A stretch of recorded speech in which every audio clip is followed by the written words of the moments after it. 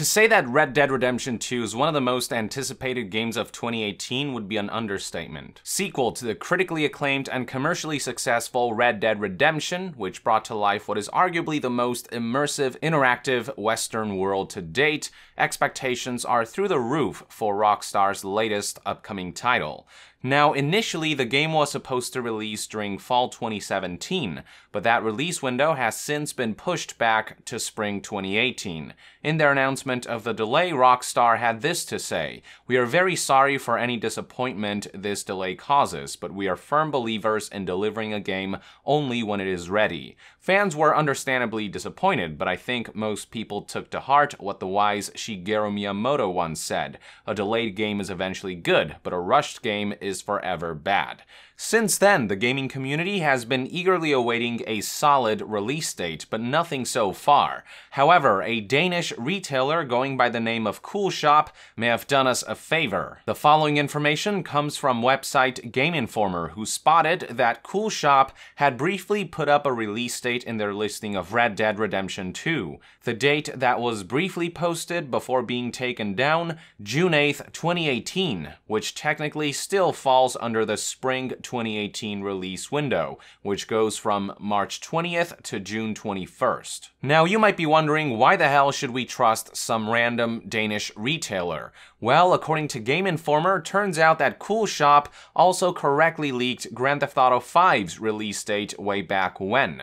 Something else that some of you might scrutinize is the fact that June 8th, 2018 is not a Tuesday, the day of the week when most major releases tend to happen, but rather it's a Friday. However, it is worth noting that many major titles in 2017 broke this tradition. Games like Star Wars Battlefront 2 and Assassin's Creed Origins both released on a Friday, and we have even seen titles like Destiny 2 release on a Wednesday. So yeah, I honestly don't think the fact that June 8th, 2018 isn't a Tuesday is actually that big of a deal. Assuming that the leaked release date is true, we are looking at a disparity of about 6 months since the original fall 2017 release window. What could have caused them to delay the game by that long? Hard to say at this point, but one can only hope that it has less to do with implementing monetization schemes and more to do with just general polish. The microtransactions is really my biggest concern with what otherwise looks like an absolutely incredible title. Especially since Take-Two, Rockstar's parent company, has recently expressed their commitment towards implementing microtransactions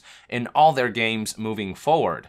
Honestly, there is little doubt that the game's multiplayer component, which will most likely be titled Red Dead Online or something along those lines, will at least have GTA Online's equivalent of shark cards, which are bad enough with the way they can throw the game off balance and give certain people a competitive edge. But if Take-Two decides to take the next step and follow the current industry trend by implementing loot boxes, they better brace themselves for the full brunt of community backlash. Or even worse, if they end up implementing any form of microtransactions or loot boxes into the single-player experience, that would pretty much kill it for me. The least I'm hoping for right now is that Red Dead Redemption 2's single-player experience will be pure in its game design, with zero monetization schemes anywhere in sight. I hope that Take-Two can at least give us that, a pure single-player experience with no bullshit strings attached. We'll have to wait and see what happens, though. I will say that with the recent Battlefront 2 fiasco, the way that brought the conversation of loot boxes into the limelight, and the way it has caught the attention of government officials around the globe,